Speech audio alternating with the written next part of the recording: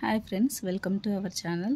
ఈరోజు మనం సైకాలజీలో సంజ్ఞానాత్మక వికాస సిద్ధాంతం లేదా జాన్ పియాజే వికాస సిద్ధాంతం గురించి తెలుసుకుందాం. ఇంట్రడక్షన్ చూద్దాం. జాన్ పియాజే ఏ దేశానికి చెందిన శాస్త్రవేత్త? స్విట్జర్లాండ్కు చెందిన శాస్త్రవేత్త. సంవత్సరం వచ్చేసి 1896 to 1980. ఈయన జెనీవా యూనివర్సిటీలో శిశు మనస్తత్వ శాస్త్ర ఆచార్యుడిగా పనిచేశాడు. నెక్స్ట్, ఆల్ఫ్రెడ్ బినే ప్రయోగశాలలో అనేక ప్రయోగాలు కూడా చేశారు. నెక్స్ట్, ఈయన తన ముగ్గురు పిల్లల్లో వికాసం జరిగే విధానాన్ని గురించి అధ్యయనం చేసి ఈ సిద్ధాంతాన్ని ప్రతిపాదించాడు. నెక్స్ట్, వ్యక్తి తన పరిసరాలతో సర్దుబాటు చేసుకోవడాన్ని ఏమంటారు? సంజ్ఞానాత్మక వికాసం అంటారు. Next, father of child psychology ఎవరు?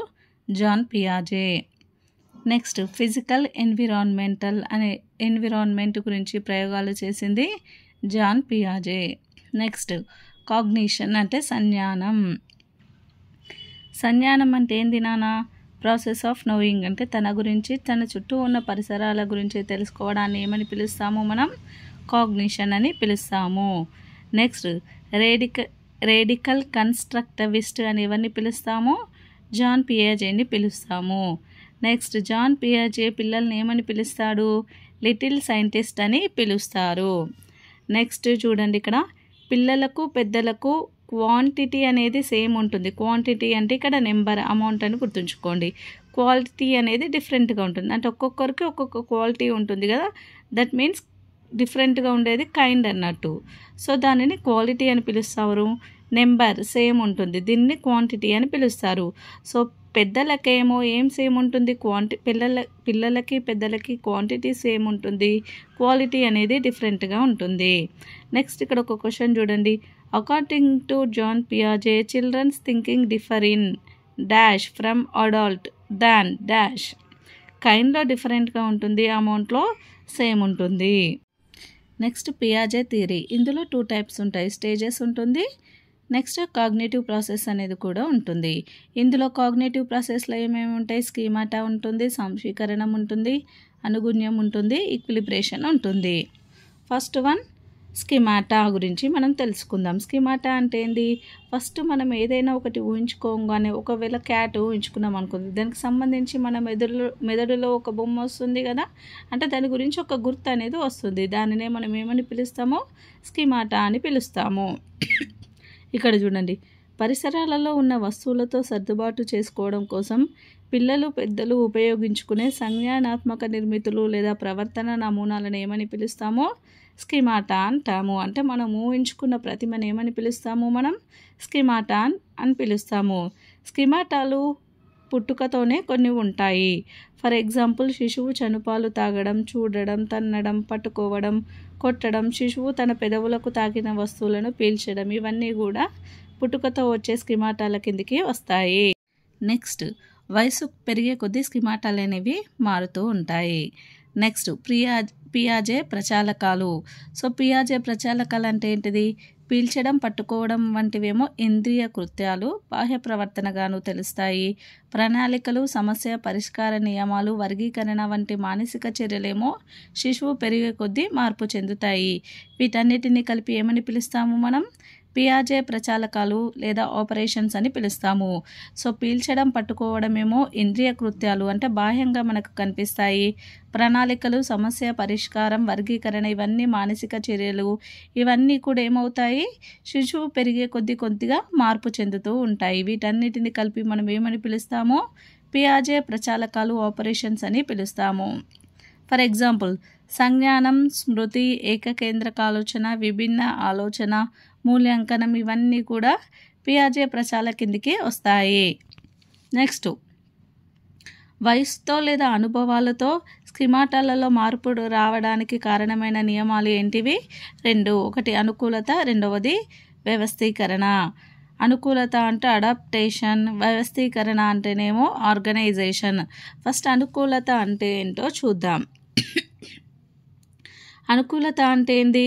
పరిసరాలతో ప్రత్యక్షంగా పరస్పర చర్య జరగడాన్ని ఏమని పిలుస్తాము మనం? అనుకూలత అని పిలుస్తాము. చూడండి, పరిసరాలతో ప్రత్యక్షంగా జరిగే పరస్పర చర్యల వల్ల ఏర్పడే స్కీమాటాలతో కూడినదే అనుకూలత. అంటే మన పరిసరాలతో చర్య జరపడం వల్ల కొన్ని స్కీమాటాలు ఏర్పడతాయి, వాటితో కూడినదే ఏంటిది? అనుకూలత.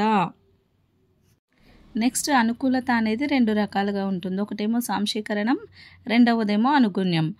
సాంశీకరణం అంటే ఏంటిది? ఒకదాన్ని ఇంకొక దాంతో పోల్చుకోవడం అని గుర్తుంచుకోండి. సో డెఫినేషన్: శిశువులు తమలో ముందే కలిగినటువంటి స్కీమాటాలను ప్రస్తుత ఏర్పడే అనుభవాలతో పోల్చుకోవడాన్ని సాంశీకరణం అంటారు. అంటే వాళ్ళలో ఉన్న స్కీమాటాలు, ఒక రకమైన స్కీమాటాలు ముందే ఏర్పడతాయి కదా, అవి తర్వాత ఏర్పడే అనుభవాలతో ఒకదానితో ఒకటి పోల్చుకోవడాన్ని ఏమని పిలుస్తాము? సాంశీకరణం అని పిలుస్తాము. ఫర్ ఎగ్జాంపుల్ చూడండి, ఇంపార్టెంట్, వెరీ వెరీ ఇంపార్టెంట్. తనకు తెలిసిన పెద్దదైన తెల్లని పక్షిని చూసిన బాలుడు కొత్తగా విమానం చూసినప్పుడు విమానాన్ని కూడా పక్షిగా భావించడం. దీన్ని పోల్చుకున్నాడు. కలర్ సేమ్ ఉన్నది, పైకి ఎగురుతుంది కాబట్టి విమానం కూడా పక్షిగా భావించిండు. నెక్స్ట్, కుక్కని చూసిన అనుభవం గల బాలుడు గాడిదను చూసి దానికి కూడా 4 కాళ్ళు ఉన్నందున కుక్క అని పిలవడం. సో కుక్కని ఫస్ట్ కుక్కని చూసిండు, తర్వాత గాడిదని చూసినప్పుడు గాడిదకు కూడా 4 కాళ్ళు ఉన్నాయి కాబట్టి అది కూడా కుక్క అని అనుకున్నాడు. ఇవన్నిటిని కలిపి ఏమని పిలుస్తామో? సాంశీకరణం అని పిలుస్తాము. నెక్స్ట్ అనుగుణ్యం. అనుగుణ్యం అంటే పరిసరాలతో వ్యక్తి సర్దుబాటు చేసుకోవడం. అంటే అనుగుణ్యంలో వ్యక్తి పరిసరాలతో సర్దుబాటు చేసుకుంటాడు అండ్ కొత్త స్కీమాటాలు కూడా ఏర్పడతాయి. సో అనుగుణ్యంలో వ్యక్తులు కొత్త స్కీమాటాలను సృష్టించుకుంటారు. నెక్స్ట్ అనుగుణ్యానికి ఎగ్జాంపుల్ ఏంటిది నాన్న? గాడిదను చూసి కుక్క అనుకున్న పిల్లవాడు దాని ఆకారం, రంగు, పరిమాణం, ధ్వని వంటి వాటిలోని భేదాలను గుర్తించి వేరొక జంతువుగా గుర్తిస్తాడు. అంటే ఫస్ట్ గాడిదను చూసి కుక్క అనుకున్న పిల్లవాడు దాని యొక్క రంగు, ఆకారం, పరిమాణం, ధ్వని చూసి ఏమనుకుంటాడు? అది కుక్క కాదు, వేరొక జంతువు అని అనుకుంటాడు. నెక్స్ట్ ఈక్విలిబ్రేషన్. సమతాస్థితి అంటే సమతుల్యత, అసమతుల్యత మధ్య ముందుకు వెనుకకు వెళ్ళే ప్రక్రియను ఏమని పిలుస్తాము? ఈక్విలిబ్రేషన్ అని పిలుస్తాము. నెక్స్ట్ వ్యవస్థీకరణం. పిల్లలు కొత్త స్కీమాటాలను రూపొందించుకున్న తర్వాత వాటిని ఇతర స్కీమాటాలతో జత చేసి తిరిగి దృఢమైన పరస్పర సంబంధం గల సంజ్ఞానాత్మక వ్యవస్థని ఏర్పరచుకోవడం.